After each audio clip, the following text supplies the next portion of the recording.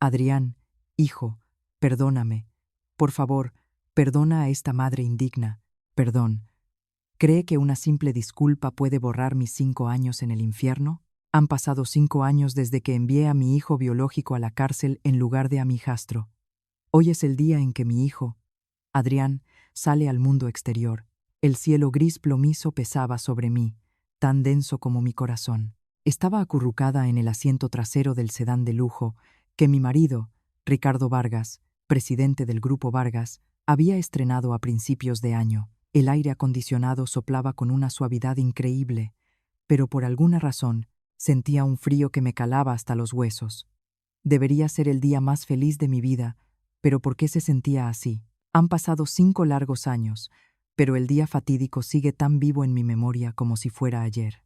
La mirada de mi hijo Adrián antes de subir al furgón policial. No había reproche ni odio en sus ojos, solo una profunda tristeza, una resignación total. Mi hijo renunció a su juventud, a sus años más brillantes, para cargar con la culpa de otro. Y la persona que le impuso ese sacrificio fui yo, su propia madre, la que lo llevó en su vientre durante 9 meses. En el asiento del copiloto, Ricardo está absorto en una llamada de negocios con un socio. Su voz autoritaria retumba en el coche. Sigue tan imponente como siempre, ajeno al hecho de que vamos a recoger a alguien que acaba de salir de la cárcel. Es menor que Vertex iRich Citation Chip. Es mayor que uno, es menor que Vertex iRich Citation Chip, es mayor que, para él, Adrián nunca fue más que una pieza de ajedrez. Un peón sacrificado para comprar la paz de la familia con dinero. A mi lado está sentado el hijo de Ricardo, Marcos. Tiene la nariz metida en un juego de su móvil y suelta una sarta de palabrotas cada vez que pierde. Verlo me desgarra el corazón de nuevo. Tiene la misma edad que Adrián. ¿Por qué el destino de estos dos chicos es tan diferente como el cielo y la tierra, mientras uno vive envuelto en sedas, disfrutando de todo lo que el mundo puede ofrecer? El otro ha tenido que enterrar su juventud tras los fríos barrotes de una celda. El coche avanza a toda velocidad por la autopista, dejando atrás los rascacielos de Madrid y dirigiéndose hacia las afueras, donde se encuentra la cárcel de Soto del Real. El paisaje tras la ventanilla se desdibuja entre mis lágrimas. Recuerdo aquella noche terrible de hace 5 años. Llovía a cántaros. Marcos llegó a casa tambaleándose, borracho y con el rostro pálido como un muerto. Confesó entre balbuceos que había provocado un grave accidente de tráfico. En ese instante, Ricardo perdió la cabeza. No le preocupaba el estado de la víctima, sino la mancha que aquello supondría para su negocio y su reputación. Con una mirada fría como el hielo, me lanzó una propuesta cruel. Marcos era el futuro del grupo y no podía ir a la cárcel. Adrián, en cambio, con su carácter dócil y sin una base social sólida, podría asumir la culpa. Prometió una generosa compensación y asegurar mi futuro cuando Adrián saliera. Lloré hasta quedarme sin lágrimas, suplicándole que buscáramos otra solución. Pero me amenazó con echarnos a la calle a Adrián y a mí si no obedecía. Cobardemente, quise proteger esa falsa felicidad y esa vida cómoda. Así que apreté los dientes y asentí. Destruí la vida de mi hijo con mis propias manos. Me arrodillé ante Adrián y le rogué: Adrián, por favor, salva a tu hermano. Salva a tu madre. Él me miró con los ojos vacíos durante un largo rato y luego asintió en silencio. Ese gesto se ha convertido en la pesadilla que me atormenta cada noche durante los últimos 5 años. Soy una madre terrible, indigna de perdón. En ese momento, Marcos me da un codazo en el brazo, rompiendo el hilo de mis pensamientos. Mamá, ¿por qué pones esa cara de funeral? Hoy sale el pringado ese. Sonríe un poco. Como te vea, papá, te va a caer una buena. Forcé una sonrisa, pero se torció en una mueca convulsa. ¿Sonreír? ¿Cómo puedo sonreír con este corazón enredado como un ovillo de lana? Tengo miedo de encontrarme con Adrián. No tengo el valor de mirarlo a los ojos. ¿Me guardará rencor?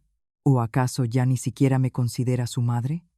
Miles de preguntas se agolpan en mi cabeza, asfixiándome. Ricardo se da la vuelta y con una mirada de desagrado dice: «Quita esa cara. Cualquiera diría que se te ha muerto alguien. Cuando veas al chaval, dale unos cuantos euros y dile que se vaya lejos, que monte un negocio o lo que sea. Que no se le ocurra volver a pisar Madrid.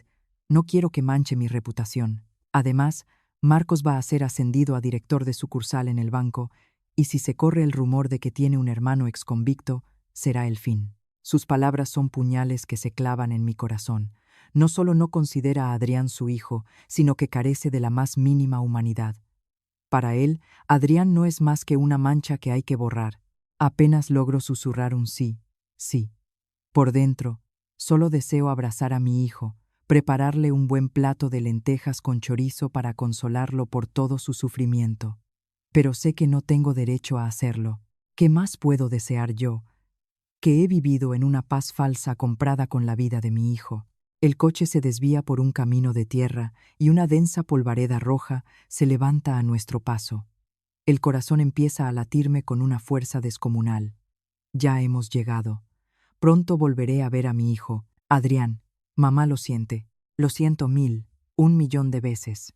Por la ventanilla se extienden campos de cultivo infinitos. Un paisaje verde pero extrañamente desolado. Las espigas de trigo, meciéndose al viento, suenan como el sollozo de alguien. Recuerdo que a Adrián le encantaba el bocadillo de tortilla de patatas que vendían cerca de su instituto. Siempre, al salir de clase, se compraba uno y me contaba entre risas las anécdotas del día. Su risa, que resonaba bajo el sol del atardecer, todavía me parece oírla. Pero ahora solo queda un silencio aterrador. ¿Cómo habrán cambiado a mi hijo 5 años de cárcel? ¿Seguirá siendo el chico bueno e ingenuo que recuerdo? ¿O se habrá convertido en un extraño endurecido por los golpes de la vida? Ricardo ordena al chofer que pare frente a la puerta principal de la prisión. Una puerta de hierro, grande y maciza, se alza amenazante ante mí. Ese es el lugar que ha aprisionado la juventud de mi hijo. Ese es el lugar que ha sido testigo de sus noches de soledad y desesperación. Abrí la puerta del coche con manos temblorosas y salí. El sol abrasador me cayó sobre la cabeza y me sentí mareada. Marcos también bajó, se ajustó las gafas de sol y se estiró la solapa de su traje. Miró a su alrededor con desdén y refunfuñó. Joder, qué asco de sitio. Este agujero perdido en medio de la nada. Ricardo, por su parte, se mantiene de pie con las manos a la espalda, impasible, como si estuviera inspeccionando una obra. Solo mi corazón está angustiado. Con pasos pesados me dirijo a la oficina de atención al ciudadano. Cada paso es un tormento, un acto de contrición. ¿Querrá Adrián verme? ¿O me dará la espalda fríamente? Sea cual sea su reacción, tengo que verlo. Tengo que decirle que lo siento, aunque sé que esa única palabra no podrá curar sus heridas. La sala de espera de la prisión era un espacio lúgubre con apenas unas viejas sillas de madera. Un penetrante olor a moho me golpeó la nariz. Me senté en el borde de una silla, juntando mis manos sudorosas. Ricardo y Marcos, apoyados en la pared, mostraban abiertamente su aburrimiento e irritación. Marcos no dejaba de mirar su reloj y murmurar: «Joder, qué lentitud, nos están haciendo perder un tiempo precioso».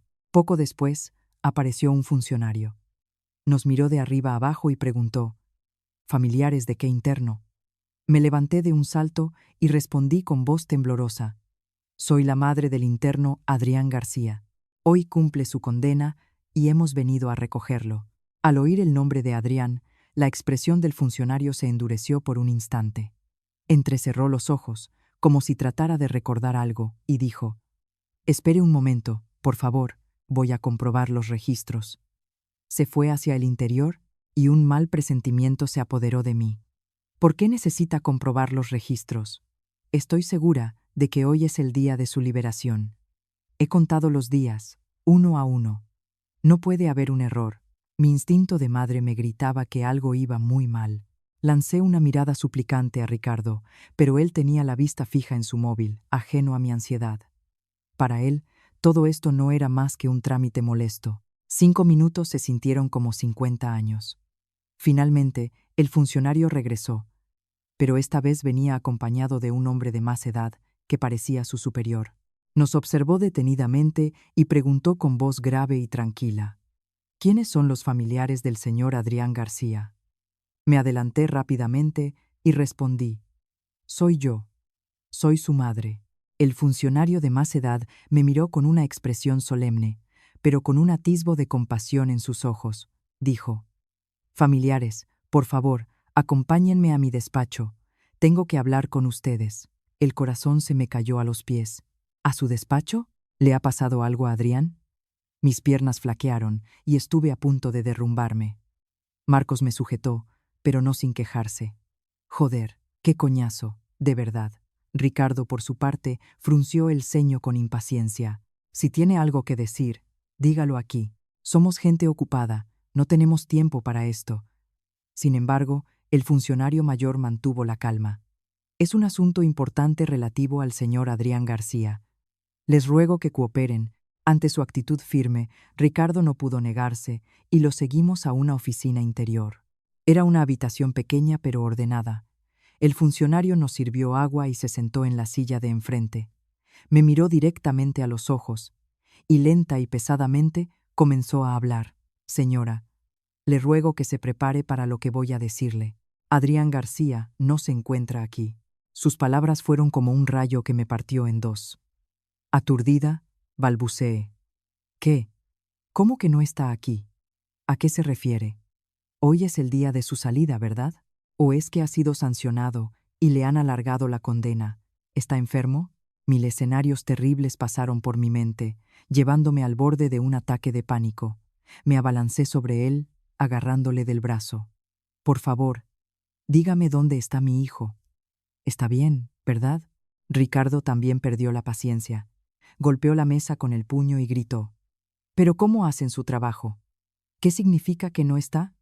Recibimos la notificación oficial. ¿Cree que hemos recorrido cientos de kilómetros por gusto? Marcos añadió. Eso es. ¿Lo tienen escondido? ¿O se ha fugado? El funcionario mayor se mantuvo sorprendentemente sereno. Apartó mi mano con delicadeza e hizo un gesto a Ricardo para que se calmara. Sacó una gruesa carpeta de un cajón, la puso sobre la mesa y dijo: Han entendido mal. El señor Adrián García no se ha fugado ni ha sido sancionado. De hecho, es un hombre libre desde hace 6 meses. Me quedé boquiabierta, sin poder articular palabra. ¿6 meses? ¿Cómo era posible? La condena de mi hijo era de 5 años. ¿Por qué salió antes? Y sobre todo, ¿por qué no me había llamado? ¿Por qué no había vuelto a casa? El funcionario, al ver nuestras caras de desconcierto, esbozó una sonrisa enigmática. El señor Adrián García recibió una reducción de condena por su excelente comportamiento. Además, el caso de hace 5 años fue reabierto y fue declarado inocente. Inocente. Esas 2 palabras resonaron en mi cabeza como una campana gigantesca. Me quedé helada en mi sitio. ¿Inocente? Eso significaba que la policía sabía que Adrián no era el culpable del accidente, y si era así, entonces sabrían quién era el verdadero culpable. Instintivamente me volví para mirar a Ricardo y a Marcos. El rostro de Ricardo estaba pálido como el papel, y Marcos temblaba como un flan, dejando caer al suelo su carísimo smartphone. El funcionario observaba nuestras reacciones con agudeza. Continuó lentamente. Se encontraron nuevas pruebas que demostraron su inocencia. Los detalles específicos son competencia de la investigación, así que no puedo revelarlos. Lo que sí es seguro es que el señor Adrián García fue absuelto en los tribunales y puesto en libertad de inmediato. Hace ya medio año que se fue de aquí. Me derrumbé en la silla. Sentía un vértigo terrible. Mi hijo estaba libre y su nombre limpio. Debería ser la mejor noticia de mi vida. Pero ¿por qué sentía tanto miedo? Si Adrián era inocente, el delito de Marcos y el intento de encubrimiento de mi marido y mío corrían el riesgo de salir a la luz. Y lo que es más importante, ¿dónde había estado Adrián durante los últimos 6 meses? ¿Por qué no me había contactado? ¿Por qué este silencio aterrador? Ricardo, tratando de recuperar la compostura, preguntó con voz entrecortada: ¿Y saben a dónde fue? El funcionario negó con la cabeza, sonriendo levemente. Nosotros solo nos encargamos de los internos mientras están bajo nuestra custodia. En el momento en que cruzan esa puerta, son ciudadanos libres y no tenemos derecho a interferir en sus vidas. Sin embargo, he oído que el señor Adrián García se ha convertido en un hombre de mucho éxito. ¿Éxito? ¿Cómo podía una persona con la marca de exconvicto, aunque hubiera sido absuelto, tener éxito tan rápidamente? Miré por la ventana. La puerta de hierro seguía allí, fría y misteriosa. Mi hijo había cruzado esa puerta y se había ido a un lugar que yo desconocía, dejando a esta madre pecadora sumida en la confusión y el terror. El aire en el despacho de la prisión era asfixiante. Apenas podía creer la historia que acababa de escuchar. Adrián, libre y convertido en un empresario de éxito, parecía sacado de una película, como un chico que había pasado 5 años aislado de la sociedad, sin estudios superiores ni capital, podía haber triunfado tan rápidamente. Ricardo, superado el shock inicial, recuperó su habitual arrogancia. Se burló del funcionario. ¿Estás seguro de lo que dice?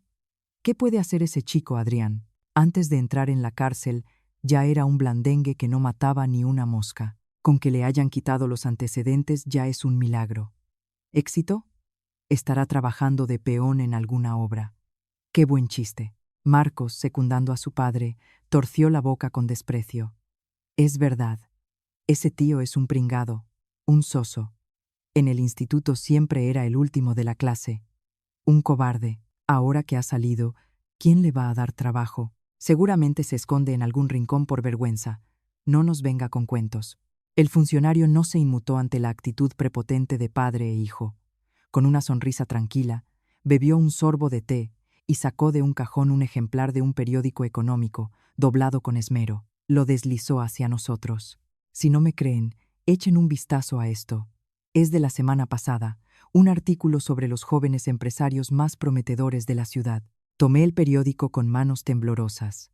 En la primera página, una foto a toda plana mostraba a un joven con un traje de alta costura dándose la mano con socios extranjeros, con una confianza arrolladora. Aunque los años y las dificultades lo habían cambiado un poco, ¿cómo no iba a reconocer ese rostro, esa mirada?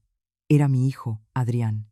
Pero el Adrián de la foto era completamente diferente al joven dócil y tímido de antes.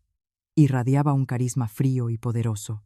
El enigmático magnate del Grupo Fénix, Adrián Morales, sacude el mercado inmobiliario y financiero, rezaba el titular en negrita, que me golpeó como un mazazo.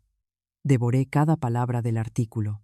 Lo describían como un fenómeno, un genio de la inversión con un juicio audaz y preciso. Su grupo había adquirido numerosos proyectos de gran envergadura, superando a competidores consolidados, y se estimaba que su fortuna ascendía a cientos de millones de euros. Le pasé el periódico a Ricardo. Lo tomó, entrecerró los ojos para leer, y su rostro pasó del rojo a la palidez más absoluta. Su mano temblaba tanto que el periódico cayó al suelo. Marcos lo recogió y se quedó con la boca abierta, sin poder articular palabra. Se frotaba los ojos una y otra vez, como si no pudiera creer lo que veía. «No puede ser», murmuró Ricardo. «¿Cómo? ¿De dónde sacó el dinero? ¿Y los contactos? Es imposible. Esto es absolutamente imposible». Se encaró con el funcionario, exigiendo respuestas. «¿Está seguro de que es mi hijo, Adrián García? Podría ser alguien que se le parece». El funcionario respondió con calma. «Gestionamos los registros de los internos con sumo rigor. No hay posibilidad de error. Además, antes de irse, el señor Adrián García dejó un mensaje para su familia. Sacó un pequeño sobre de su bolsillo y me lo entregó. Lo abrí con manos temblorosas. Dentro, un papel blanco doblado en 4.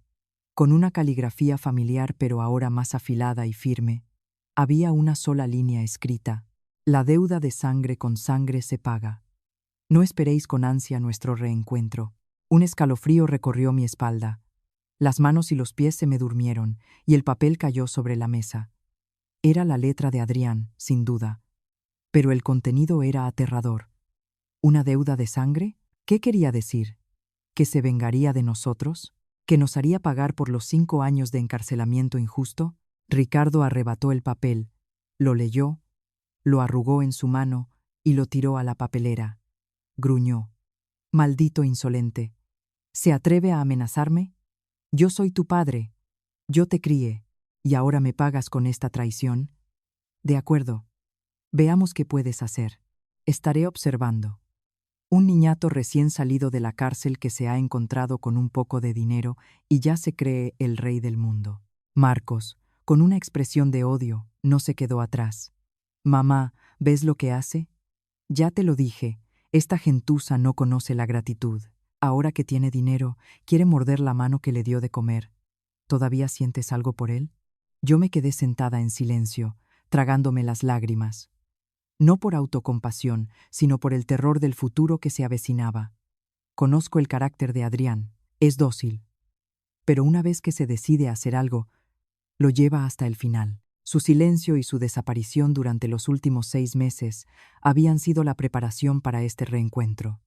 Y ese reencuentro anunciaba una tormenta colosal a punto de desatarse sobre nuestra familia.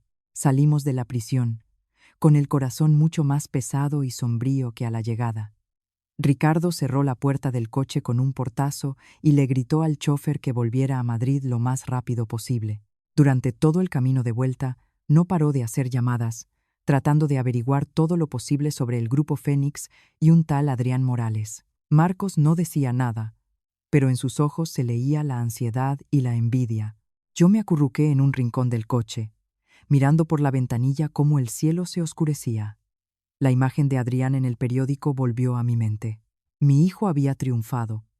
Se había convertido en una persona importante. Debería estar orgullosa, pero ¿por qué me dolía tanto el corazón? En ese momento, lo comprendí. Había perdido a mi hijo para siempre. El Adrián bueno y bondadoso de antes había muerto en aquella noche fatídica. El que había regresado era Adrián Morales, presidente de un conglomerado. Un hombre frío y cruel consumido por las llamas de la venganza. Y la persona que había encendido esa llama no era otra que yo. El coche, cargado con la ansiedad y el terror de 3 personas diferentes, se precipitaba a través de la oscuridad hacia un futuro tormentoso.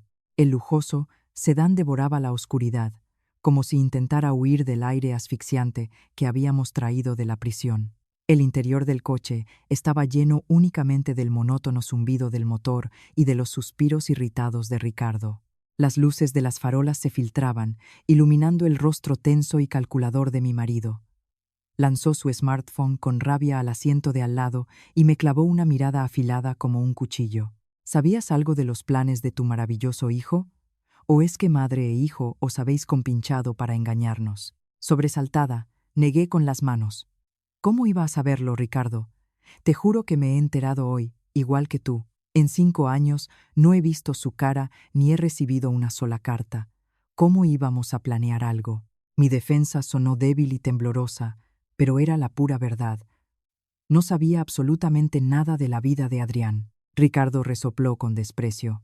No te hagas la inocente. Es tu hijo. ¿Cómo no vas a conocer su calaña? ¿Qué clase de don nadie se convierte en presidente de la noche a la mañana? Está claro, será el testaferro de algún contrabandista o blanqueará dinero para la mafia.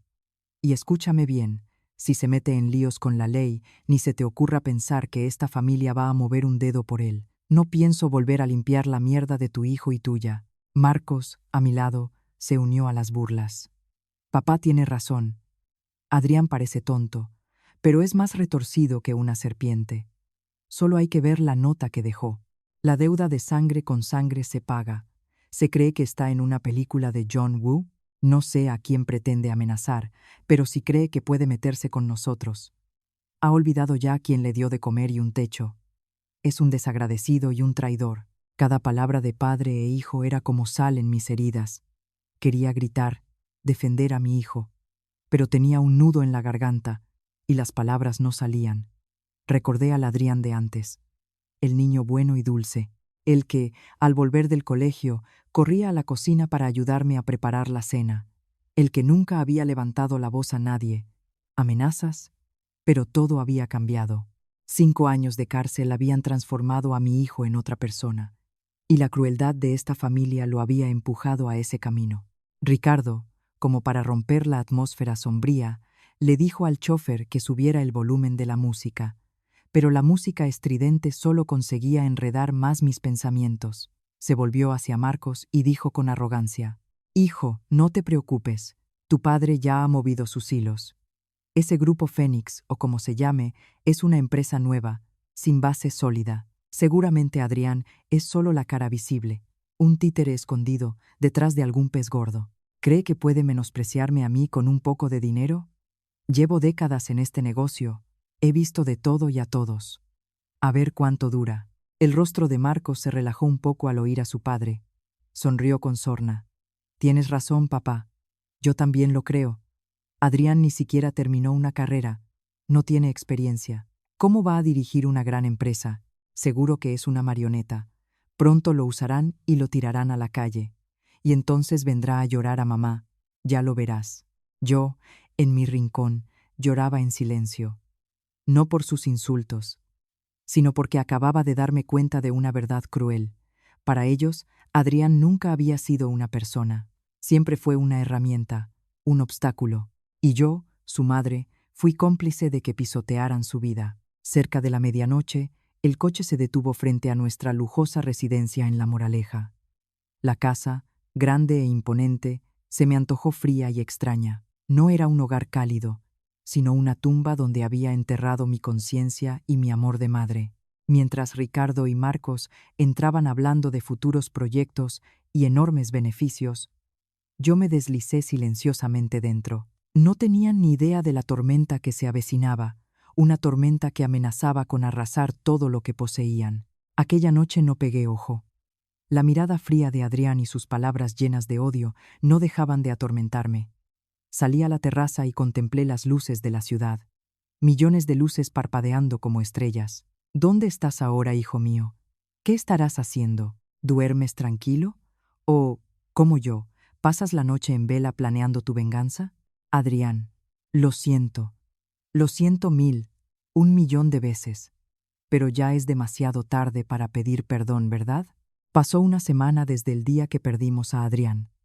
La atmósfera en casa era aparentemente tranquila, pero yo sentía una tensión siniestra bajo la superficie. Ricardo seguía ocupado, y Marcos salía cada mañana en su coche reluciente hacia el banco donde era director.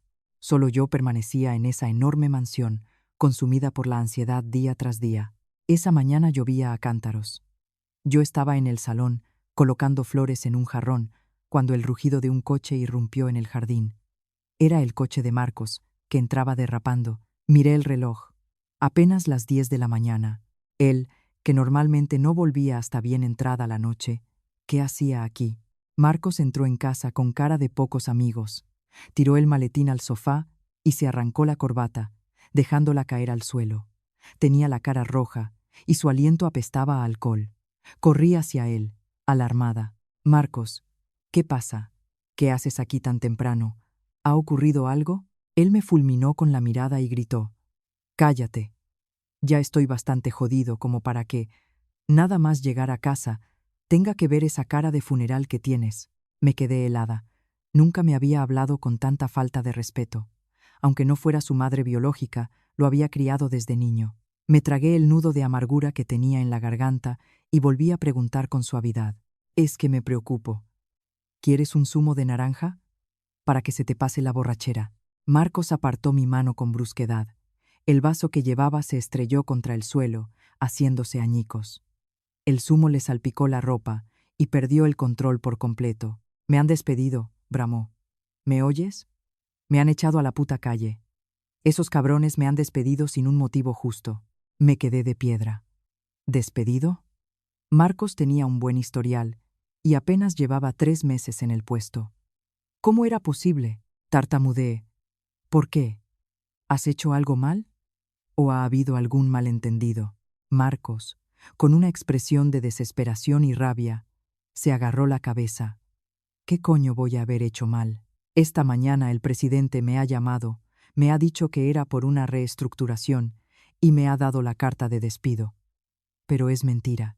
Alguien ha movido hilos. El viejo me lo ha dicho. Le he caído mal a un pez muy gordo, y el banco tiene miedo de que, si me protegen, le salpique la mierda. ¿Caerle mal a un pez gordo? El corazón me dio un vuelco. Un nombre cruzó mi mente. Adrián. ¿Había empezado ya? ¿Era esta su venganza contra Marcos? Un escalofrío me recorrió el cuerpo. Si realmente era Adrián, cuán poderoso se había vuelto. Hasta el punto de poder influir en los despidos de un gran banco. En ese momento llegó Ricardo. Su cara era un poema, tan desconcertado como su hijo. Miró los cristales rotos en el suelo y a Marcos con la cabeza entre las manos. ¿Qué pasa aquí?, preguntó con urgencia. Acabo de enterarme de que te han despedido. ¿Qué ha pasado? He llamado a tu presidente y ni siquiera me coge el teléfono. ¿Has metido la pata? Marcos levantó la vista, con los ojos inyectados en sangre. No, papá. Yo solo he hecho mi trabajo, como siempre. De repente, papá, ayúdame. Tienes muchos contactos. Si me echan así, ¿cómo voy a mirar a la gente a la cara? Ricardo se paseaba nervioso por el salón. Murmuraba para sí. Extraño. Muy extraño. Este banco, con el que siempre hemos tenido buenos tratos, ¿por qué nos da la espalda de repente? Alguien con mucho más poder que nosotros tiene que estar detrás de esto. De repente, se detuvo y me miró con sospecha. ¿Has hablado con Adrián? Esto es cosa suya, ¿verdad? Habla. Negué con la cabeza enérgicamente. Te juro que no sé nada. Te lo juro por lo que más quieras. Ricardo resopló y se dirigió a Marcos. Tranquilízate. Papá se encargará de investigar. Alguien nos ha apuñalado por la espalda, y no me quedaré de brazos cruzados. Aunque intentaba parecer fuerte, pude percibir la ansiedad en su voz.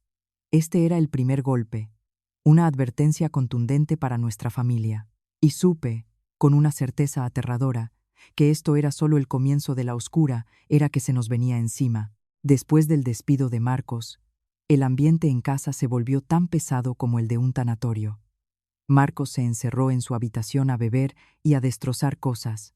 Ricardo se movió por todas partes para conseguir que readmitieran a su hijo, pero en todos los sitios le cerraban las puertas. Parecía que una mano invisible le bloqueaba todos los caminos. Los socios de Ricardo también empezaron a evitarlo. Las llamadas disminuyeron y los contratos que estaban a punto de cerrarse se cancelaron de repente. Yo vivía en un estado de pánico constante.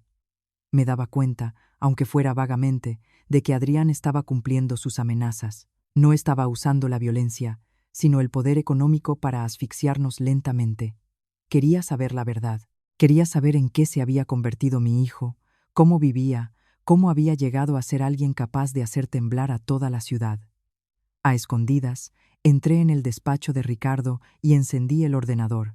Con manos temblorosas, escribí en el buscador: Grupo Fénix, presidente Adrián Morales.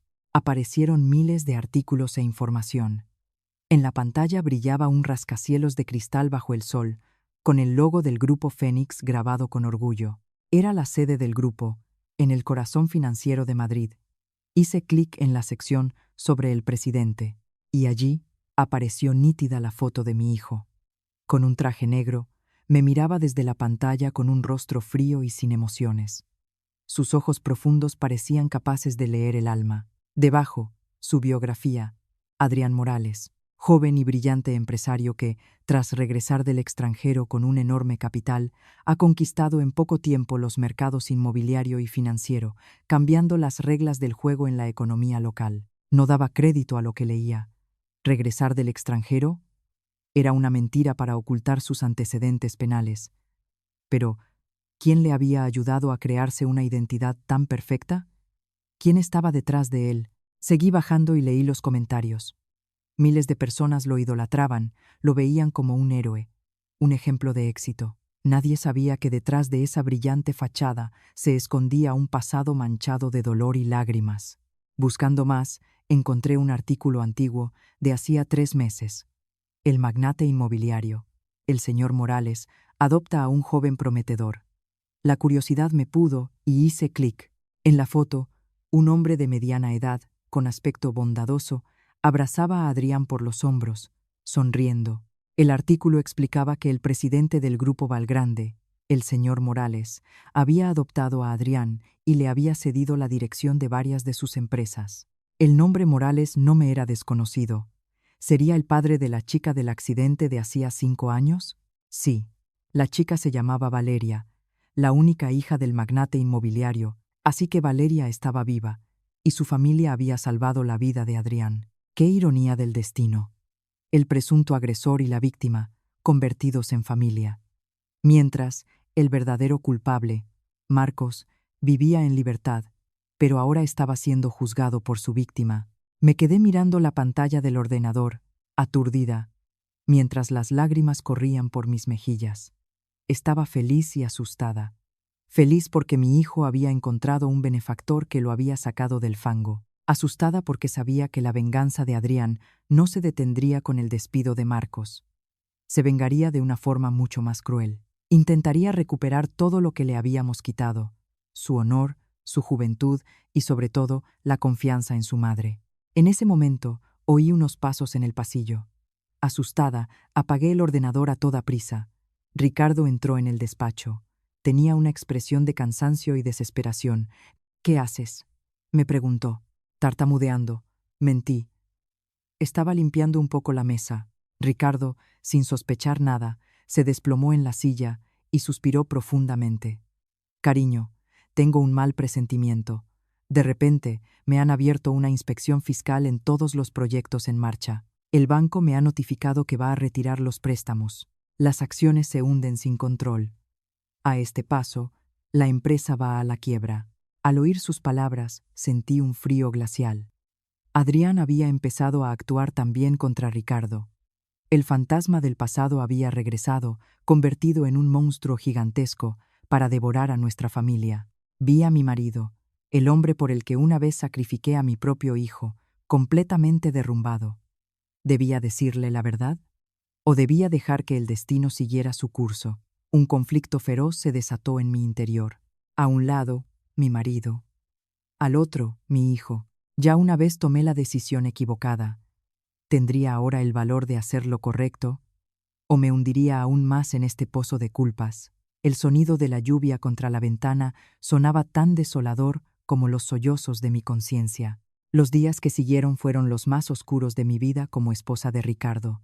La lujosa mansión se sumió en una atmósfera de pánico absoluto. El teléfono no paraba de sonar, pero ya no eran llamadas de felicitación e invitación, sino de cobradores de deudas y notificaciones de ruptura de contratos. El timbre del teléfono se convirtió en una pesadilla. Cada vez que sonaba, el corazón me daba un vuelco. La constructora Vargas, el orgullo de la vida de Ricardo, estaba al borde de la quiebra. Un Ricardo borracho me confesó entre gritos que todos los proyectos estaban paralizados por problemas de financiación ilegales, que los proveedores habían cortado el suministro de materiales y exigían el pago inmediato, y que el banco le había notificado que iba a embargar todos nuestros activos, incluida esta casa. Una mañana, Ricardo bajó las escaleras hecho un fantasma. Parecía haber envejecido 10 años en una sola noche.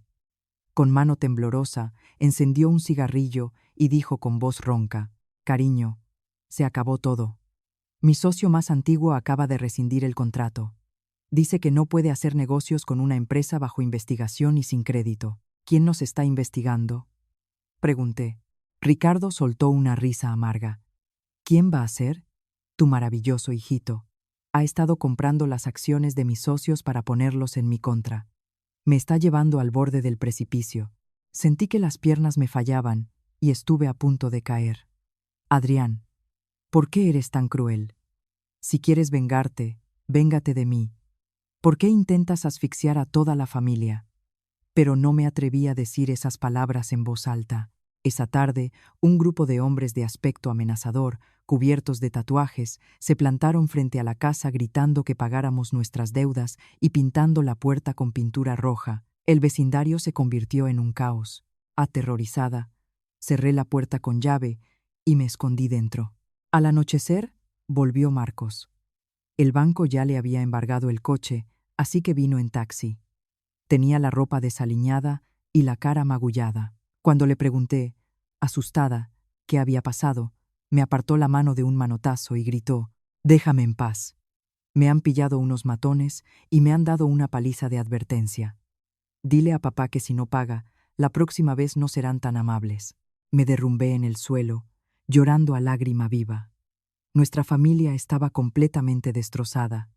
Antes disfrutábamos de riqueza y prestigio, y ahora éramos unos deudores señalados por la sociedad, y detrás de toda esta tragedia estaba el hijo que yo había abandonado. El poder del dinero y el deseo de venganza habían convertido a Adrián en una persona temible. ¿Se sentiría satisfecho al ver nuestra miseria? ¿O su corazón también estaría sangrando? Cuando la pobreza y la miseria llamaron a la puerta, el poco afecto que quedaba entre nosotros se desvaneció. La presión de las deudas y la quiebra de la empresa sacaron a la luz la naturaleza egoísta y cruel de Ricardo y Marcos. Las cenas familiares, antes cálidas, se convirtieron en un campo de batalla donde nos lanzábamos acusaciones y nos heríamos mutuamente. Una noche, frente a una mesa miserablemente puesta, Ricardo dejó caer los cubiertos y se lanzó a insultar a Marcos. Inútil. ¿Sabes la de dinero que me gasté para colocarte en ese puesto de director de banco? Y ni siquiera fuiste capaz de conservarlo. Si hubieras mantenido ese puesto, yo habría podido conseguir financiación de alguna manera. Tú me has arruinado. Marcos, tirando su plato al suelo, gritó: Mírate tú primero, papá. ¿Cómo has gestionado la empresa para dejarla en la ruina? Te las dabas de listo y al final te la ha jugado el hijo de tu mujer. El incompetente eres tú. Ricardo, furioso, le dio una bofetada a Marcos. Marcos, con los ojos llenos de odio, se volvió hacia mí y descargó su ira.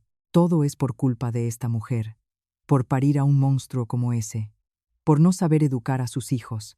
Ha destrozado a la familia. Tú eres la desgracia de esta casa. Lárgate. Me quedé paralizada entre los dos hombres a los que había amado y a los que había dedicado mi vida. A sus ojos, yo no era ni esposa ni madre, solo un escudo para ocultar sus errores y sus pecados. Y ahora que el escudo ya no servía, me desechaban sin piedad. Ricardo volcó la mesa y me gritó: ¿Vas a quedarte ahí llorando? Llama a ese cabrón de Adrián ahora mismo. Eres su madre, ¿no? Ve a suplicarle, arrodíllate si hace falta, y pídele que nos salve. Y si vuelve sin haberlo solucionado, no respondo de mis actos. Recogí los trozos de los platos rotos. Me corté la mano con un trozo de cristal y sangré, pero no sentí dolor. La herida del corazón era mucho más profunda. En esta casa fría y vacía, ¿qué me quedaba por lo que sentir apego? Esa noche, acurrucada en un rincón de mi habitación, escuché la pelea de padre e hijo en el salón. Anhelaba la paz. Quería volver a oír la voz de Adrián llamándome mamá, como antes, pero ese pequeño deseo parecía inalcanzable. Nuestra familia ya estaba rota sin remedio. Cuando la familia se hundía en el abismo de la desesperación, ocurrió algo inesperado. Aquella mañana, una furgoneta de reparto de lujo se detuvo frente a la casa. Un mensajero me entregó un sobre elegante con un logotipo dorado. El destinatario era Señora Elena Jiménez. Mis manos temblaron. Era la primera comunicación de Adrián en años, no para mi marido, ni para Marcos, sino solo para mí. Abrí el sobre. Un delicado aroma a perfume caro emanaba de una sofisticada tarjeta de invitación. La señora Elena Jiménez está cordialmente invitada a la celebración del 5º aniversario de la fundación del Grupo Fénix y al lanzamiento de la Fundación Benéfica Girasol. Releí cada palabra varias veces. ¿Adrián me invitaba a una fiesta? ¿Para alardear de su éxito? ¿O para humillarme en público? O quizás, en el fondo de su corazón, todavía quedaba un pequeño rastro de afecto por esta madre pecadora. Fundación Benéfica Girasol. Ese nombre me dejó sin aliento por un instante. Cuando éramos una familia, yo cultivaba girasoles en el jardín y a Adrián le encantaban. Solía decirle que los girasoles, al mirar siempre al sol, simbolizaban la fe y la esperanza. ¿Estaba mi hijo enviándome un mensaje? Ricardo y Marcos me arrebataron la invitación de las manos. Los ojos de Ricardo brillaban de codicia. Es una oportunidad. Si te ha invitado a ti, significa que todavía piensa en ti. Ve, encuéntrate con él, llora, suplícale y cuéntale nuestra situación. Eres su madre, no te dará la espalda. Marcos añadió: Tiene razón, mamá. Ponte tu mejor vestido, maquíllate bien. Haz el papel de heroína trágica. A los ricos les importa mucho las apariencias, no te dejarán en la miseria. Con suerte, puedes sacarle una buena suma de dinero. Los miré con asco. Incluso en esta situación, solo pensaban en el dinero. Querían usarme de nuevo. Les arrebaté la invitación y dije con firmeza: Iré, pero no para mendigar dinero para vosotros. Voy a ver a mi hijo, para mirarlo a la cara y decirle que lo siento. No me importa si me pega, me insulta o me echa. Ricardo se burló. No te las des de digna. Ve y trae el dinero. Y no se te ocurra volver con las manos vacías. El día de la fiesta, revolví todo mi armario, pero no encontré nada adecuado. Había vendido toda mi ropa de lujo en los últimos meses para pagar las facturas. Al final, saqué un viejo vestido de terciopelo de hacía más de 10 años. Me quedaba un poco grande en mi cuerpo demacrado, pero era lo más presentable que tenía. Me miré en el espejo. Pelo canoso. Un rostro surcado de arrugas y preocupación. Me puse un poco de pintalabios en los labios pálidos, pero no pude ocultar la tristeza de mis ojos. Mirando a esa extraña en el espejo, me pregunté si Adrián me reconocería. ¿O a sus ojos solo sería una traidora insignificante? Cogí un taxi hacia el lugar de la fiesta. El Palacio de Congresos estaba deslumbrante, decorado con luces brillantes y flores suntuosas. Coches de alta gama entraban en fila, y de ellos bajaban damas y caballeros vestidos con ropas caras, riendo y charlando. Al bajar del taxi, me sentí diminuta e inadecuada en medio de tanto lujo. Apretando la invitación, respiré hondo y entré. El corazón me latía a punto de estallar. Pronto vería a mi hijo. Tendría que enfrentarme a mi pasado y a mi culpa. Pasara lo que pasara esta noche, tenía que ver a Adrián. Era una orden del corazón de una madre. El deseo más profundo del resto de mi vida. La puerta del salón se abrió, y con una luz cegadora, entré, cargada de miles de pensamientos. Al entrar en el vestíbulo del centro de convenciones, me sentí abrumada por un lujo que me dejó sin aliento. Miles de lámparas de araña de cristal caían del techo como enormes lágrimas, y el suelo de mármol reflejaba como un espejo las elegantes figuras de los invitados. Un aroma embriagador, mezcla de perfumes caros y lirios, creaba una atmósfera aristocrática que nunca antes había experimentado. Me escondí en un rincón. Con mi viejo y descolorido vestido de terciopelo, me sentía como un cuervo viejo y flaco en medio de un grupo de pavos reales deslumbrantes. Las mujeres a mi alrededor lucían vestidos brillantes y joyas de diamantes, sonriendo con elegancia. Sus miradas, una mezcla de curiosidad y lástima, me hicieron desear que la tierra me tragara. Este no era mi lugar. La música clásica interpretada por una orquesta en el escenario alivió un poco mi tensión. Busqué el rostro de mi hijo entre la multitud. ¿Dónde estaba el niño pequeño que se aferraba a mi falda? ¿Dónde estaba el joven delgado que subió al furgón policial con ojos tristes? Por más que buscaba, no lo veía. De repente, un murmullo recorrió la sala y todas las miradas se dirigieron a la entrada principal. Las enormes puertas se abrieron lentamente y un hombre entró entre una ovación entusiasta. El corazón se me detuvo. Era Adrián. Era él, pero ya no era el hijo que yo conocía. El hombre que caminaba por la alfombra roja irradiaba una dignidad imponente y extraña. Un traje negro de alta costura que le quedaba como un guante, el pelo peinado hacia atrás impecablemente y una expresión fría y solemne. Poseía un magnetismo irresistible, pero parecía igualmente frío. Me quedé clavada en el sitio, apretando el borde de mi vestido para contener los sollozos. ¿Ese es mi hijo? Había cambiado tanto, había triunfado más allá de mi imaginación y se había alejado más allá de mi alcance. Junto a Adrián caminaba una mujer hermosa con un vestido blanco inmaculado. Colgaba de su brazo, mirándolo con ojos llenos de amor y admiración. Eran, a todas luces, una pareja perfecta. Adrián pasaba entre la gente, saludando con un leve asentimiento de cabeza a sus socios más importantes. Caminaba con una confianza absoluta, sin la menor vacilación. Quería correr y abrazarlo, pero mis pies parecían pegados al suelo. El aura deslumbrante que emanaba de él me quemaba.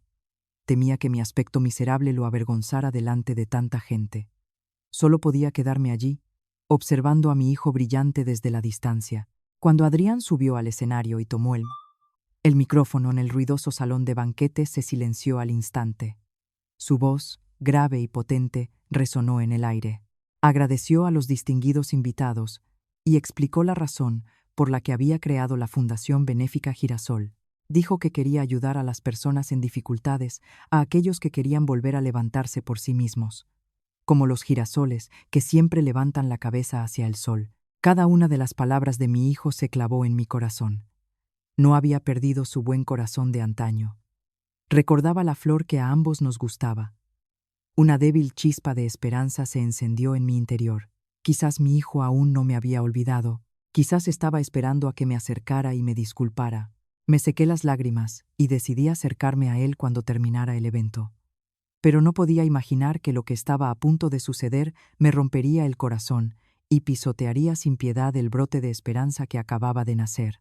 Terminado el discurso, el ambiente de la fiesta se animó aún más.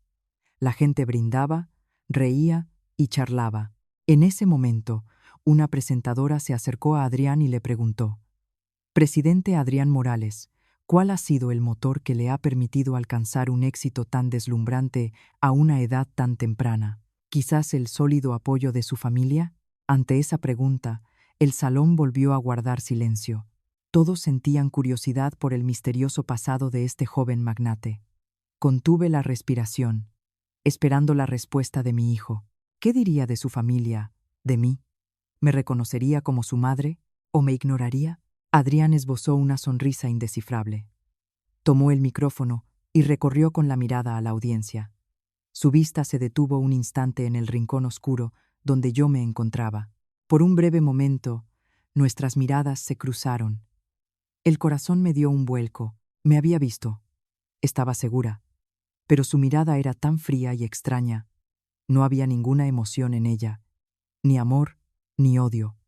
Era una mirada indiferente, como si viera una piedra en el camino, lenta y claramente. Respondió: «Gracias por la pregunta. La verdad es que no tengo familia. Soy huérfano». Esas palabras fueron como una daga que me atravesó el corazón.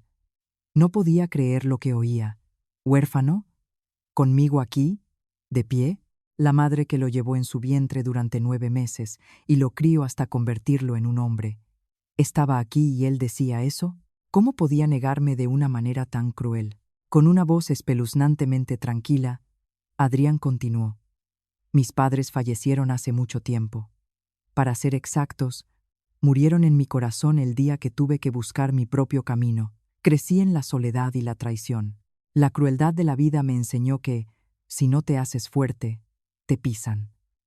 Por lo tanto, mi éxito de hoy se debe únicamente a mi esfuerzo y a la ayuda de benefactores con los que no comparto ni una gota de sangre. No tienen nada que ver con la llamada familia unida por lazos de sangre». El salón estalló en aplausos, admirando su espíritu indomable. No sabían que, en un rincón oscuro, una madre se desmoronaba de dolor. Ya no podía sostenerme y me agarré al borde de una mesa para no caer. Las lágrimas corrían sin cesar, arruinando mi torpe maquillaje. Dijo que yo estaba muerta. En su corazón, yo ya era una persona muerta. No me odiaba, simplemente me consideraba inexistente. Esta negación fue más dolorosa que 1000 insultos. Prefería decir que era huérfano antes que admitir que tenía una madre tan terrible como yo. Quería gritar. Quería correr al escenario y gritar: «Soy tu madre», pero no podía. No tenía derecho. Si yo misma maté a mi hijo hace 5 años, ¿con qué derecho podía ahora reclamar mi maternidad? El pecho me dolía como si se fuera a romper. El sonido de la música y las risas a mi alrededor se desvanecía. Solo oía el eco de mi propio corazón, haciéndose añicos. Quería huir de allí, pero no podía. Todavía tenía algo que hacer. Tenía que verlo. Aunque me ignorara y me negara, tenía que decirle que lo sentía. Era lo único que podía hacer por él en ese momento. Con esfuerzo, me recompuse y me sequé las lágrimas. Y esperé. Esperé el siguiente castigo del destino. Hacia el final de la fiesta, los invitados comenzaron a marcharse. En ese momento, un hombre de traje negro se me acercó.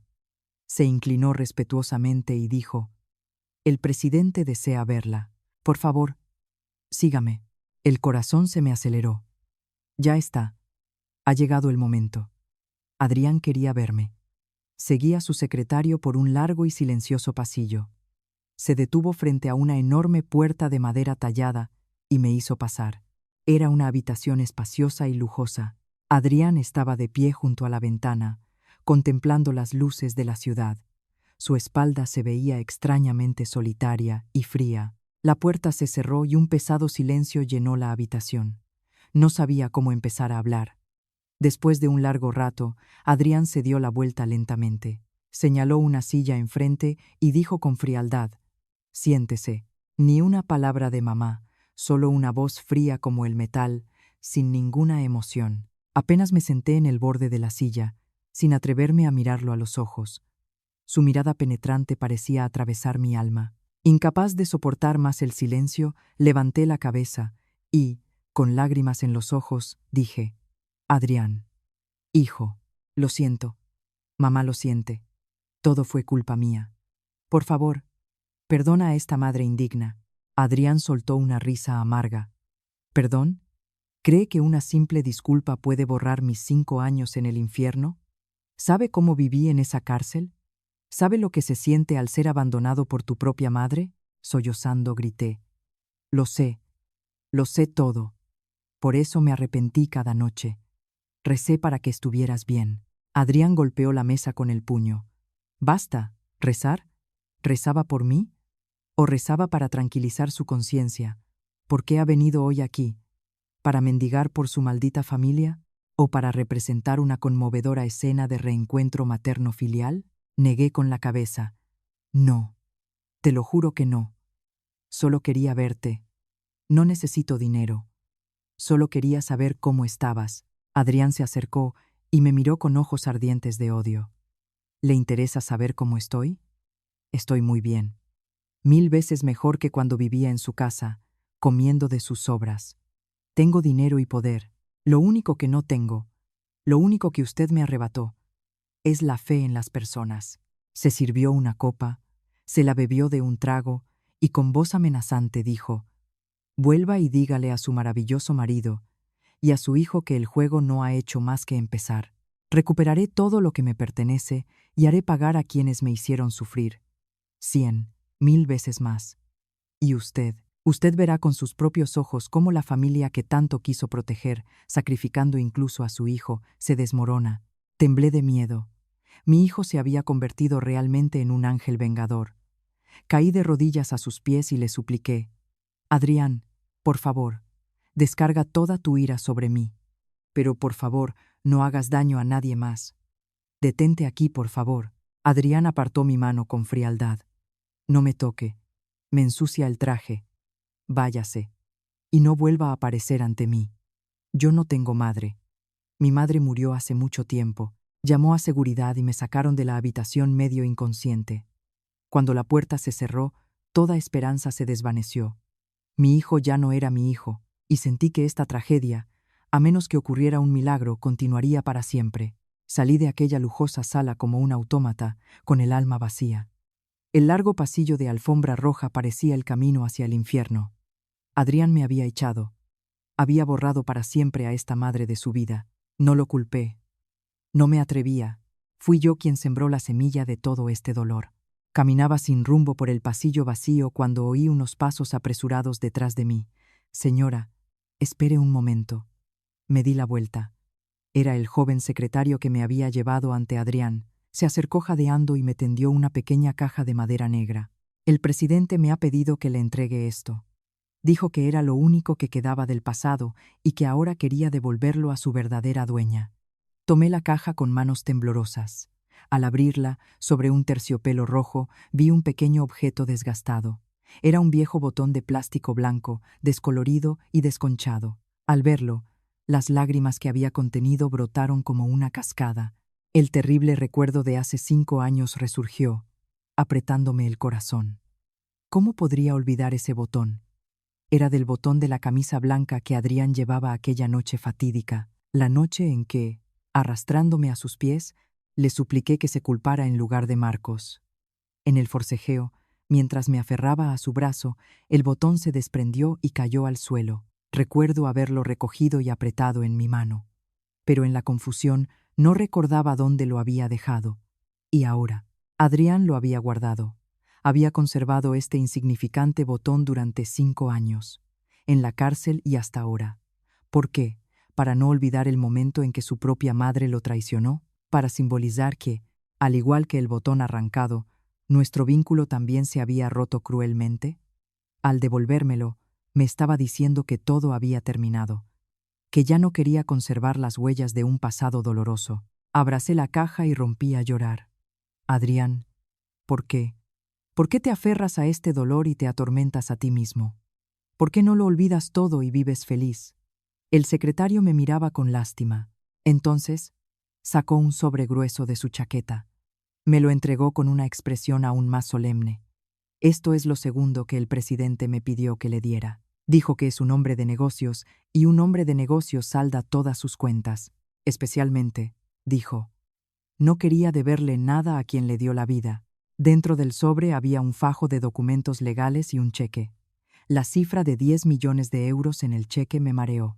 Pero lo que me dejó sin aliento fue el título del documento que lo acompañaba: Acuerdo de renuncia de relación y reembolso de gastos de manutención. Adrián quería cortar nuestra relación materno-filial con dinero. Con 10 millones de euros quería pagar el precio de haberlo traído al mundo y criado, y convertirnos legal y moralmente en extraños. El secretario explicó. Dijo que con este dinero podrá saldar todas sus deudas, salvar la empresa de su marido y vivir cómodamente el resto de su vida. A cambio, debe firmar este acuerdo y no volver a aparecer ante el presidente nunca más. Me quedé sorda. ¿Qué era yo a los ojos de mi hijo? ¿Creía que el dinero lo arreglaba todo? ¿Creía que 10 millones de euros podían compensar sus 5 años de cárcel y mi conciencia desgarrada? Esbocé una sonrisa amarga. Al final, a los ojos de mi hijo, yo solo era una mujer que había venido a mendigar dinero. Por eso me lanzaba el dinero y me decía que me largara. Esta humillación era más dolorosa que la muerte. Quería romper el cheque en 1000 pedazos y gritarle que lo que necesitaba no era su dinero, sino a mi hijo. Pero la imagen de mi casa acosada por las deudas, de mi marido desesperado, de las amenazas de los matones, pasó por mi mente. Entre el orgullo y la cruda realidad, me sentí asfixiada. Al final, no firmé el acuerdo, pero acepté el cheque. Miré al secretario y dije, dígale que acepto el dinero, pero no por codicia, sino para que él pueda estar en paz. Si cree que con dinero puede cortar los lazos de sangre, que así lo crea. Pero no firmaré este papel. El vínculo entre una madre y un hijo no es algo que se pueda romper como un contrato. El secretario, sorprendido pero con una mirada de compasión, asintió. El presidente también esperaba que no firmara, solo quería dejar clara su intención. Guardé el cheque y la caja del botón en mi bolso. Me sentí miserable por haberme doblegado una vez más ante el poder del dinero. Entonces, el secretario se acercó y me susurró: Señora, hay algo que debe saber. El presidente me pidió que guardara el secreto, pero la veo sufrir tanto. Saber la verdad puede ser más doloroso, pero creo que es mejor que vivir engañada toda la vida. Lo miré con ansiedad. ¿La verdad? Miró a su alrededor y me susurró al oído: ¿Cree que el accidente de hace 5 años fue simplemente porque el señor Marcos conducía ebrio? Nada de eso. Aquella noche, el señor Marcos estaba cumpliendo una misión secreta para su padre, el presidente Vargas. En su coche viajaba otra mujer, la hija del magnate inmobiliario, el señor Morales, Valeria. Marcos, después de drogar a la señorita Valeria en un bar, la llevaba a un hotel para entregarla a un socio de su padre, a cambio de un favor. Me quedé boquiabierta. ¿Chantaje? ¿Prostitución? Mi marido y mi hijastro no eran solo egoístas, eran unos criminales despreciables. El secretario continuó. El accidente ocurrió porque la señorita Valeria se despertó antes de lo previsto, se dio cuenta de que la habían secuestrado y forcejeó violentamente con Marcos. Por eso perdió el control del coche y chocó contra un camión. Como los delitos de secuestro e intento de agresión sexual son mucho más graves que conducir ebrio, el presidente Vargas, aterrorizado, le echó toda la culpa a Adrián. Se aprovecharon de la devoción de Adrián por usted y de la ignorancia de usted para encubrir un crimen horrible. Y la víctima, la señorita Valeria, sobrevivió milagrosamente. Su familia fue la que descubrió la verdad y ayudó a Adrián. La mujer que estaba con él esta noche era ella. Caí al suelo, llorando en silencio. Había estado del lado del diablo. Había enviado a mi hijo bueno a la cárcel para proteger a unos criminales repugnantes. Sentí asco de mí misma y de la familia a la que había dedicado mi vida. La rabia me consumió. Ricardo, Marcos, me habéis engañado. Me habéis utilizado como a una marioneta. No os lo perdonaré. Me sequé las lágrimas y me levanté. Mis ojos ardían de venganza. Cogí un taxi. Ya no volvía a casa a llorar. Volvía para enfrentarme a ellos, para poner las cosas en su sitio. Hijo mío, mamá se equivocó. Pero esta vez mamá no se equivocará. Mamá limpiará tu nombre, aunque me cueste la vida. El taxi se detuvo frente a la mansión que ahora me parecía la guarida de un demonio. Entré dispuesta a perderlo todo. En el salón, Ricardo y Marcos esperaban mi regreso sentados en el sofá. Al verme, sus ojos brillaron de codicia. Ricardo corrió hacia mí, me agarró por los hombros y me zarandeó. ¿Qué ha pasado? ¿Cuánto dinero has traído? Aparté sus manos con brusquedad y tiré el bolso sobre la mesa. Ahí lo tienes. 10 millones. Suficiente para pagar tus deudas. Al oír 10 millones, padre e hijo se pusieron a dar saltos de alegría, revolvieron el bolso y sacaron el cheque. Marcos lo besaba y gritaba: «Estamos salvados, papá, 10 millones. Deberíamos haberle pedido más a mamá». Ricardo, después de echar un vistazo al acuerdo, se burló. ¿Romper lazos? Genial. Con este dinero, no necesitamos a ese mocoso para nada. Firma ahora mismo. Su bajeza me revolvió el estómago. Grité: «No pensáis más que en el dinero. ¿No se os ocurre pensar que este dinero son las lágrimas de sangre de mi hijo?» Ricardo me gritó: «No digas tonterías. Unos años en la cárcel y has salido ganando. Es un buen negocio». No pude más. Me volví hacia Marcos y le grité: «Habla. ¿A quién llevabas en el coche esa noche? ¿Qué hiciste para que ocurriera el accidente?» El rostro de Marcos se puso blanco como la cera. Ricardo intervino y me dio una bofetada que me tiró al suelo. Gruñó: «Sí, fui yo quien se lo ordenó».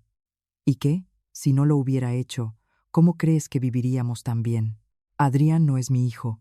Era natural que se sacrificara por su hermano». Me di cuenta de que el hombre al que había llamado marido durante 20 años era un demonio. Desesperada, grité: «Os voy a denunciar. Le contaré al mundo quiénes sois en realidad». Ricardo se rió. «¿Tienes pruebas? ¿Quién va a creer a una loca como tú? Y no olvides que tú también eres cómplice. Irás a la cárcel con nosotros. Así que cállate y cuenta el dinero». Cogió el cheque y subió al segundo piso con Marcos. Me quedé sola en el frío salón. Me habían amenazado, pero ya no tenía miedo. Ya lo había perdido todo. Ya veréis. Haré que paguéis por cada una de las lágrimas de mi hijo. A la mañana siguiente, al amanecer, me escapé de aquella casa infernal. Dejé el cheque de 10 millones sobre la mesa. No quería manchar mi alma con dinero sucio. Me senté aturdida en el banco de un parque. Un sedán blanco de lujo se detuvo frente a mí. La ventanilla bajó y apareció el hermoso rostro de Valeria. «Suba, señora. Tenemos que hablar». En el coche, Valeria guardó silencio. Me llevó a una cafetería tranquila. Me cogió la mano y dijo: «No la culpo, señora. Sé que usted también es una víctima. Adrián me lo contó todo. Me contó cuánto la quería de niño». Al oír hablar de Adrián, volví a llorar. «Todavía me odia mucho, ¿verdad?» Valeria miró por la ventana. «No es odio, es dolor. La herida es tan profunda que se ha puesto una armadura de espinas para protegerse. La echó de la fiesta, porque tenía miedo de volver a ser herido». Valeria me contó lo que pasó aquella noche terrible. Y también me contó lo que Adrián le dijo a su padre en la cárcel. Adrián se arrodilló ante mi padre y le suplicó. Le dijo que no le importaba ir a la cárcel, pero que por favor la protegiera a usted, a su madre. Dijo que si la familia se desmoronaba, usted no podría soportarlo. El corazón se me partió en 1000 pedazos. Mi hijo, mi pobre hijo, se sacrificó para protegerme. ¿Y yo? Le pregunté a Valeria: «¿Qué debo hacer ahora? Quiero expiar mis pecados, aunque sea con mi vida». Valeria me miró a los ojos y dijo: «No muera. Viva. Viva para sacar a la luz sus crímenes y limpiar el nombre de Adrián. Solo cuando ellos sean juzgados por la ley, la herida de Adrián podrá empezar a sanar. ¿Puede hacerlo?». Me sequé las lágrimas y asentí con firmeza. «Puedo, lo haré». Esa noche, Valeria me entregó un viejo diario que Adrián había escrito en la cárcel. Al abrir la primera página, vi la caligrafía de Adrián, manchada de lágrimas. Mamá, te echo de menos. Echo de menos tus lentejas. No te guardo rencor. Si tú estás bien, yo estoy bien. A medida que pasaba las páginas, me faltaba el aliento. La escritura de mi hijo, antes llena de esperanza, se fue volviendo cada vez más desesperada y llena de odio. En la última página, ponía: hoy, el padre de Valeria me ha contado la verdad. Mamá, ¿cómo has podido hacerme esto? Ya no eres mi madre. Saldré de aquí vivo. Y haré que todos los que han pisado mi vida paguen su deuda. La deuda de sangre con sangre se paga. Abracé el diario y lloré desconsoladamente. Yo había matado la esperanza y el amor en el corazón de mi hijo. Decidí volver a casa al día siguiente, para buscar pruebas, para llevarlos ante la justicia con mis propias manos. Era la única manera de expiar mi culpa ante mi hijo. A mediodía, bajo un sol abrasador, regresé a la mansión. Padre e hijo dormían profundamente, resacosos de la fiesta de la noche anterior. Entré a hurtadillas en el despacho de Ricardo y empecé a buscar su caja fuerte secreta. Era un hombre desconfiado y meticuloso. No se desharía de pruebas importantes tan fácilmente. Intuí que la caja fuerte estaría escondida detrás del enorme cuadro que colgaba detrás de su escritorio. A medianoche volví a entrar en el despacho y moví el pesado cuadro. Como esperaba, había una caja fuerte empotrada en la pared, pero no sabía la combinación. Desesperada, pensé en qué números serían los más importantes para él. Y finalmente, recordé la fecha en que consiguió su primer gran proyecto. Con manos temblorosas, marqué los números. Un clic y la puerta de la caja fuerte se abrió. Dentro, junto a fajos de billetes, había un libro de contabilidad negro y un pequeño USB. Eran las pruebas de todos los chanchullos de Ricardo. Los escondí en mi ropa y, antes de que amaneciera, escapé de aquel infierno. Fui directamente a la comisaría. En la sala de interrogatorios puse todas las pruebas que había traído sobre la mesa. Y con calma, dije: vengo a denunciar los crímenes de mi marido, Ricardo Vargas, y de mi hijastro, Marcos Vargas, y a confesar mi propio delito de encubrimiento. Cuando se reprodujeron los videos y las grabaciones del USB, el aire en la sala de interrogatorios se congeló. Eran las pruebas de los sobornos de Ricardo y la grabación de la caja negra del coche del terrible accidente de hacía 5 años. Las pruebas eran irrefutables. Esa noche, la policía irrumpió en la mansión de Ricardo. Padre e hijo estaban contando el dinero del cheque de 10 millones que Adrián les había dado cuando fueron detenidos. Yo también estaba allí. Al verme, Ricardo gritó: «Loca, ¿te atreves a traicionarme?». Lo miré a los ojos y dije: «No es una traición, es hacer lo que debería haber hecho hace 5 años. Estáis cosechando lo que sembrasteis». Marcos se derrumbó en el suelo y se aferró a mí, llorando. «Mamá, sálvame. No quiero ir a la cárcel», dije fríamente. «Es demasiado tarde. Deberías haber pensado en esto el día que arruinaste la vida de otra persona». Padre e hijo fueron esposados y metidos en un coche de policía. Yo también me fui en otro coche de policía hacia el centro de detención. A lo lejos vi la figura de Adrián de pie junto a un sedán negro. Ya no había odio en sus ojos, solo una profunda tristeza y compasión. Llorando, le sonreí. «Adiós, hijo. Mamá va a pagar por sus pecados. Tú, por favor, sé feliz». El día del juicio, el cielo, como si quisiera lavarlo todo, descargó una lluvia torrencial. Vestida con el uniforme de presa, en el banquillo de los acusados, admití mi culpa con calma. A mi lado, desesperados, estaban Ricardo y Marcos. El juez leyó la lista de sus despreciables crímenes y finalmente dictó sentencia. Ricardo fue condenado a 20 años de prisión y Marcos a 15. Se derrumbaron y lloraron en la sala, pero ya era demasiado tarde. A mí, por encubrimiento y colaboración con la justicia, me cayeron 5 años. Acepté la sentencia con gratitud. Por fin podía liberarme de la pesada carga que llevaba en mi corazón. 5 años de cárcel no fueron fáciles, pero mi mente estaba más en paz que nunca. Allí encontré el verdadero arrepentimiento y la paz.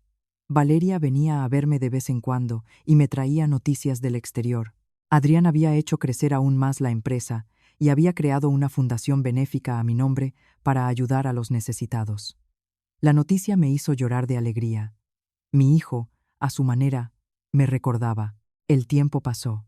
Mi pelo se volvió blanco y mi vista se debilitó, pero mi corazón encontró la serenidad. Y por fin llegó el día de mi liberación. A la salida de la cárcel, después de 5 años, el cielo estaba deslumbrantemente azul. Con una vieja bolsa de ropa en la mano, estaba de pie, aturdida, cuando un familiar sedán negro se detuvo frente a mí. La puerta se abrió y bajaron Adrián y Valeria. Adrián había madurado mucho. Se acercó, me miró durante un largo rato y, con voz temblorosa, me llamó madre. Con esa sola palabra, todo el dolor y la nostalgia de los años pasados estallaron en lágrimas. Me abracé a mi hijo y lloré sin consuelo. Los fuertes brazos de Adrián rodearon mi cuerpo demacrado y me abrazaron cálidamente. Madre, vamos a casa. Adrián me cogió de la mano y me ayudó a subir al coche. Se alejó de la ciudad y condujo por una tranquila carretera rural, rodeada de verdes campos y prados. El coche se detuvo frente a una pequeña casa de estilo rústico en lo alto de una colina. En el jardín, mis flores favoritas y unos girasoles, abiertos de par en par hacia el sol, llenaban el espacio. Me quedé sin palabras. Adrián recordaba todos mis sueños de vejez. Adrián dijo: Madre, las heridas del pasado son demasiado profundas. Vivir juntos podría ser más doloroso para ambos. Por eso he preparado este espacio solo para ti. Los fines de semana, Valeria y yo vendremos a verte con nuestro hijo. Pronto seremos padres. Lloré de felicidad.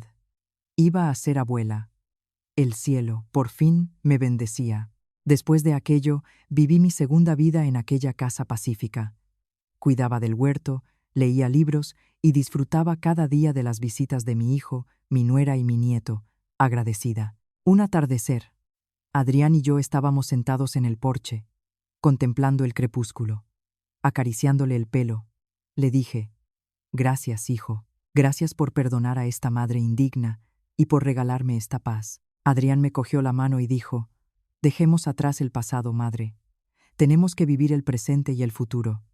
Quédate con nosotros mucho tiempo, sana y fuerte. Por primera vez en mi vida, una sonrisa serena, nacida de lo más profundo de mi corazón, se dibujó en mi rostro. La oscuridad caía, pero en mi alma amanecía un día radiante. Esta historia nos muestra la ley universal de causa y efecto y el poder redentor del perdón. La codicia y el egoísmo conducen a la ruina, pero el arrepentimiento sincero y el perdón pueden curar cualquier herida y regalarnos una nueva vida. Que en el corazón de todos nosotros florezcan los cálidos girasoles del amor y del perdón.